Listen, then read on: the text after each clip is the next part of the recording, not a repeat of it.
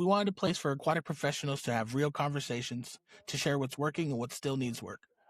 To make every pool, every program a little safer. And to bring this community together all year long.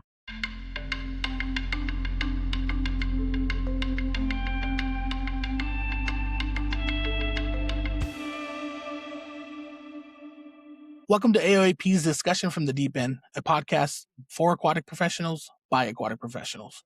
We're here to share real stories and practical ideas to help you run safer and stronger aquatic programs and facilities. I'm Daniel Peters, your host. Today I'm joined by two people you may know from the Association of Aquatic Professionals, our Assistant Director and my co-host, Kirsten Barnes, and our current AOAP President, Joey LaNeve.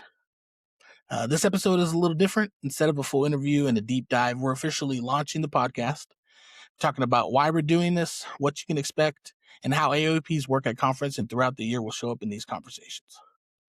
Let's start with the quick introduction so listeners can connect the names and voices. Kirsten, can you share how your role with AOAP developed and one thing that you're most passionate about in aquatics right now? Absolutely. As many of you know, Julene Hefter, our executive director, has kind of been a one-man show for a long time with the Association of Aquatic Professionals. And as the association has continued to grow and we've expanded our reach into the industry and the number of things that we're doing, it just became clear that we needed additional help. So just like your businesses are growing, the same thing happens with AOAP. So I've been on board. Actually, tomorrow is my 2-year anniversary with AOAP. Congrats. We're really excited. And as you may have seen, we've also now added an operations manager part-time to help us with some of the admin items. You all know and love Maria, who you see at the desk every year at conference. She's now officially on staff with us. So we're just continuing to grow and expand how we can serve the industry and serve our members and help get people connected with great policies and procedures and practices to make their pools safe. You know, I think the thing I'm most passionate about right now, and those of you who have heard me talk probably feel like I'm a broken record about this, but I think data is so important, right? We know that aquatic facilities, probably more than ever, are running as businesses. So there's this business piece, there's a safety piece, and then there's the people piece.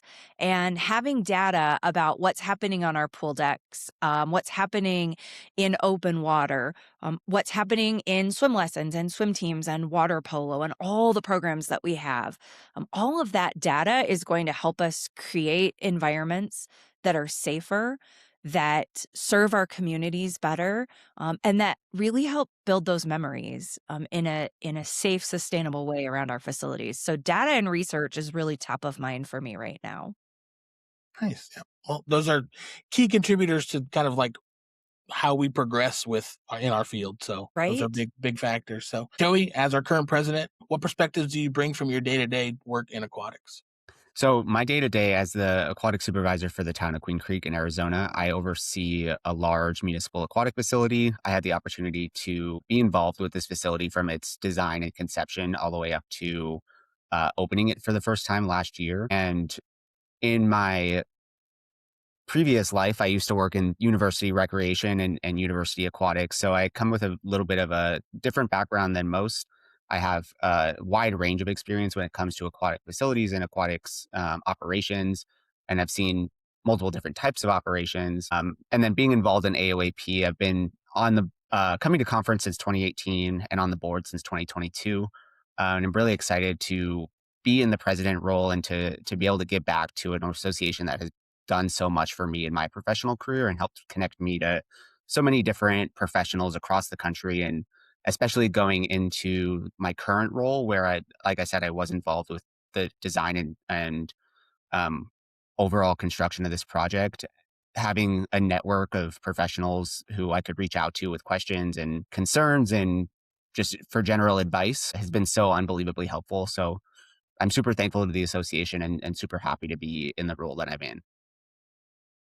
Yeah, that's what I love about our leadership in Julene as well. And same with even Mark, is that you guys are in facilities and in aquatics and programs every day. So it's being able to talk to that. I think that's what we want this podcast to be, is that peer-to-peer interaction, we all deal with the same stuff. So it's nice to hear that our leadership, is coming from the same place that our listeners are going to be coming from. So that's great. Absolutely. All right. So let's dig into why this podcast, why now? The why behind the discussion from the Deep End podcast. I know when I was on the membership engagement committee with Joey, and we were just coming up with ways on how we can reach everyone, like all of our audience, and looking at the social medias that we use and just the other outlets that we use. We figured a podcast was a way that we could keep the people we already have, but also kind of grasp some of the new ones. So in terms of presenting it to you guys and coming up with this idea, there was obviously some need for it. So what gaps did you see that the aquatic professionals needed that kind of made the podcast the right step for the AOAP? So I think like kind of what you talked about earlier, Daniel, where you said that a lot of us have the same struggles and the same challenges in our day-to-day work and our operations. And I think this podcast gives a really unique way to kind of share those stories and share the work that's being done around the country in our field and introduce people to other operations, other, ideas, ways of thinking. And podcasts are such a big thing right now, and they're such a great way to kind of digest information and absorb and learn in general. So I think that's why this podcast makes the most sense right now. It's just a great way to kind of expand the reach that the association has. And I think I'd piggyback on that, especially coming out of conference. We always hear great things about breakout sessions and socials and the vendor hall. But what we hear more than anything else is that the connections that people make at conference is what sustains them through the really hard parts of the year. And I think this is just a great way for us to keep that conversation and that network piece going. A lot of our members are lucky. They work with other people who are also aquatic professionals, but many of our members are kind of on an island. They might be the only aquatic professional in their community or even in their entire area. So just to give people a way to hear what's happening other places and go, oh, hey, I never thought of looking at something that way, or hey, I'm not alone in this. Like I can get through this, I think is a really exciting opportunity for us. Yeah, I think that's our goal, is to be able to be relative and connect with our audience and provide resources, because not everyone does get to go to conference. Not everyone is available to jump on the webinars and things like that throughout the year. So maybe this can kind of be a bridge where we can kind of connect some of those things. Having conference being just finishing is a good way for us to kind of piggyback off of those things and those people. And what I'm excited about is the stories and the topics that we're going to be able to bring to the mic, and at all levels, even risk management, staffing, leadership, drowning prevention. And then even like you mentioned, the conference content, there's definitely connections that I've made. I've been able to go 3 times now since being in my full-time role, and just in those 3 years of connections, and it's not even the full 3 years. It's just the week of each of those 3 conferences that have taken me a lot of different places in my professional career, and even here with this podcast. So, that's what I'm most excited about, what we're going to be able to hear from everybody else and kind of bring to the listeners. I think one of the great things about this too, Daniel, is this is a fresh start for us, right? We have some ideas. We know there are some great voices out there, but we also want people to reach out and say, hey, I have a story to tell, or did you hear this was happening in another community? And listeners are really going to be able to help us drive content now to 100%. What they really need. Yep. That's what I'm excited about. And it's not going to be just the big organizations. I think we're going to be able to hit everyone, the municipal pools, water parks. Joey even mentioned the university facilities, and then even the recreational pools that are all over. I think that's the biggest thing that we're going to be able to give. Our goal with every episode is that they take at least one practical idea back to their team, and that they could maybe implement it, or even grow off of it, or just come up with something similar, or even, like you said, bring an idea to us, the organization, that we could share with everyone else. So that's what I'm excited, and that's kind of the why behind the discussions from the Deep End podcast. All right, we talked about conference. We talked about it just ending. Many of you guys are probably going to be joining us because you went to the conference, but let's connect this podcast with that experience. Looking back at the 2026 conference, what are 1 or 2 big themes or takeaways you're still thinking about, Kirsten? First of all, if you did not hear the author versus edit discussion at the opening keynote, if you have not heard Brandon Smith, go get his book, go talk to I him. literally just started reading his book, actually. Now that we're on that topic, Right? for sure, it is such a great Oh my book. I gosh. can't I can't recommend it enough. I will say, of all the conferences I've ever been to, and I have had an opportunity to attend a lot of conferences, this is one of the only times I can think of where a conversation that was had to kick things off lasted all week long. All week long, I heard Yeah. people talking about, is this an author situation, right? Should I be in charge of this? Or do I need to step back and be an editor? And I think it just applies so much. So I know that's not exactly what we were talking about, but It comes up at work every day for us still. Like it's an right? everyday thing. Yeah. Yeah, it just was such a great way to look at, especially as some of us are getting to different places in our career where our roles are changing, right? It's hard to go from the front lines to a middle manager to an upper manager. And Definitely. so that specific thing just really has stuck out to me. And I'm so glad to hear that it's stuck out to you guys too. It feels like just something that we all took back with us. I think we heard a lot about networking. So this year we did roundtables. We kicked them up to the very front of the conference. So our thought was, well, actually your thought was, because it was attendees who told us, you got to do it at the beginning. We have to meet our people so that we can get to know them better. And that was really well received. But now that's blossomed into, now how can I get to people who maybe are in my same region or who have the same size of facility that I do? So we're already thinking about, okay, now what can we do? What's the next step beyond that for us, whether it's at conference or something bigger?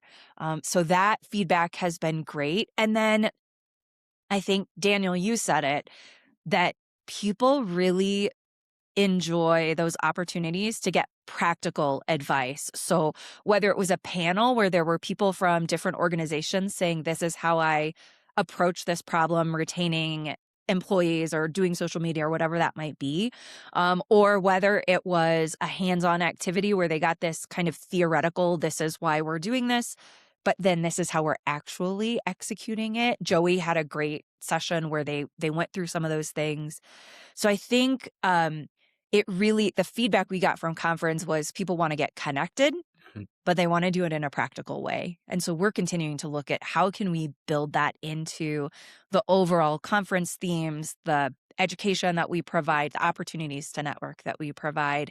And I think going back to Reno is going to be a great chance to execute that just because of the way that conference space is set up and how we can find ways and spaces to really get conversations going even beyond educational content.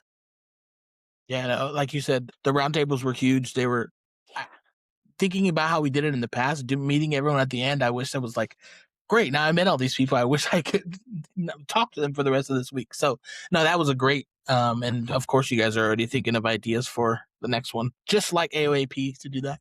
But no, I agree. Those are the two bigger things that I agreed with as well. And, I think the hallway conversations, and I think reflected that, and the conversations between, whenever we got together in the big room to do the big speakers, I think you could hear the little chitter chatters, and that it was the same. I was hearing the same thing throughout the whole time. I don't know about you, Joey, but Yeah, so much magic happens at conference in between the sessions, like having Mhm. people just meeting in the hallways, coming out of a session and just debriefing about what was discussed during that session.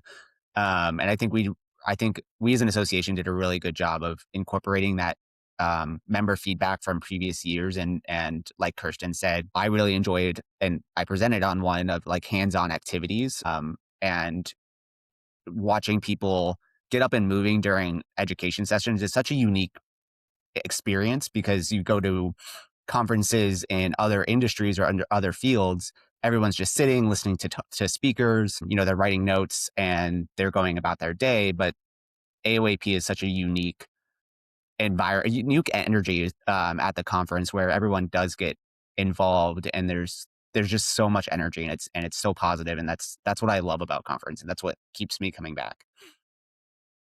I will Well, say I think recreation as a whole and aquatics, we're so lucky that there's no gatekeeping, right? Yeah, It's not 100%.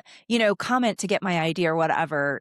Everybody's there to share their ideas. They want you. Don't figure it out on your own, right? We're here to share what's worked for us so that you can use it. And I think that's really exciting.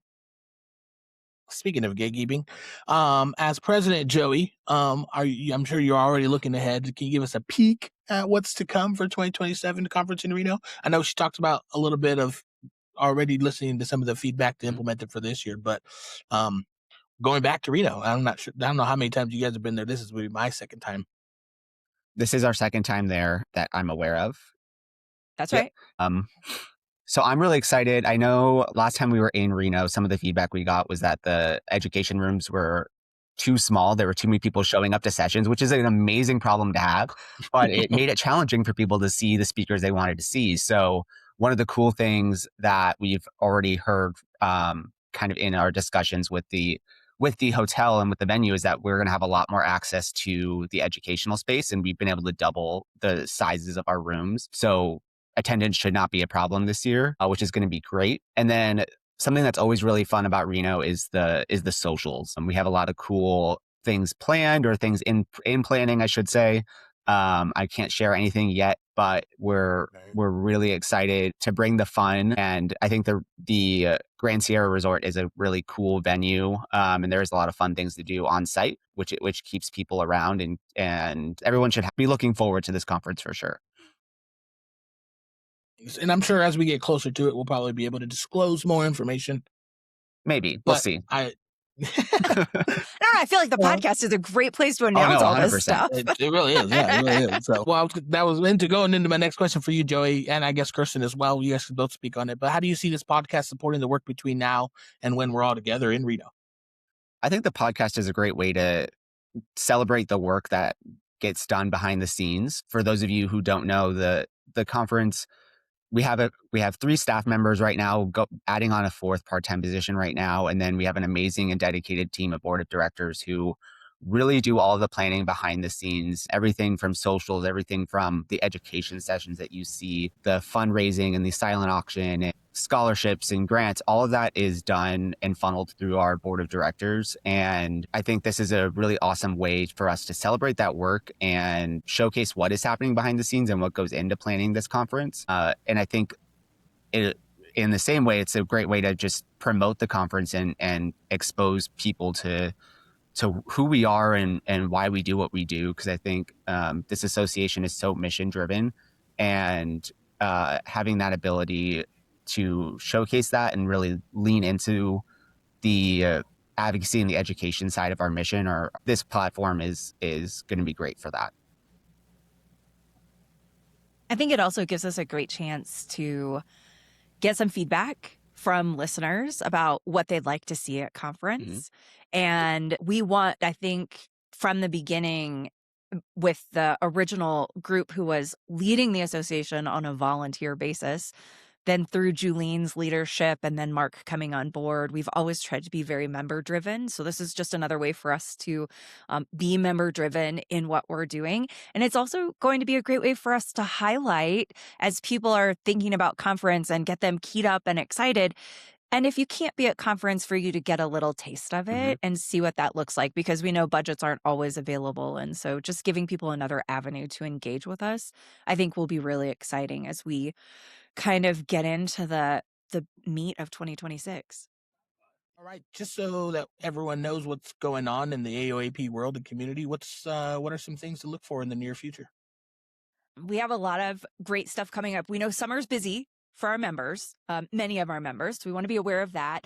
However, if you are interested in sharing your story or providing an education session at conference, keep that in mind. Those session proposals are due on August 15th. So I always tell people, get them in before Memorial Day if you're a summer operating facility. So be thinking about that. There's a great guide on the conference website that kind of walks you through all the steps.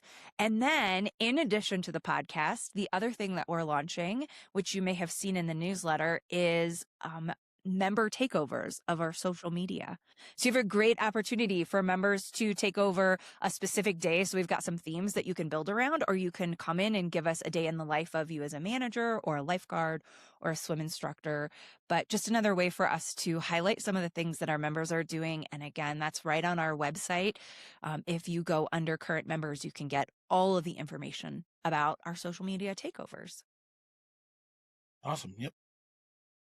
So if you're listening on your commute or between lessons, think of this as a way to stay connected with the AOAP community and keep those conversations going all year long. All right. Before we wrap up, I want to do a quick round. There's someone hitting play on the podcast for the first time. What's the one thing we hope they could feel or get from listening to discussions from the deep end this year? I'll go first. Go for it. I hope that when people tune in, they get a little bit of brightness in their day. But I also hope that they get that feeling that they're not alone, that this tide is riding and we're going to lift everybody up with us. So I hope they say, hey, I'm not alone in this. I've got people I can reach out to. I really hope that listeners take one tip away from each episode that they listen to, whether that's an idea they want to bring back to their teams or a program that they want to run by their leadership. As an operator, idea sharing is what makes this industry so fantastic. And I think this podcast is a great way for people to learn in new ways and new mediums. And I think that's going to be the consensus. I think is that everyone is going to hear what everyone is discussing, every guest that we have on when they're listening to the issues that they have going on in their facilities. They're going to be relatable. So I think that's the best part of kind of what we're doing, what we're going to be able to bring to the listeners. So, all right, Kirsten and Joey, thank you so much for kicking off this journey with us and for everything you do with the AOAP community. For our listeners, we're just getting started. In upcoming episodes, you'll hear from aquatic professionals across municipal pools, water parks, YMCAs, universities, and more, sharing real stories about risk management, staffing, leadership, and drowning prevention that you can apply right now. If you enjoyed this intro, please follow the show, share it with other aquatic professionals, and let us know what topics you'd like for us to cover. To learn more about the Association of Aquatic Professionals, our training, conference, and resources, visit aquaticpros.org. Thanks for listening, and we'll see you next time on AOAP's Discussion of the Deep End, a podcast for aquatic professionals by aquatic professionals.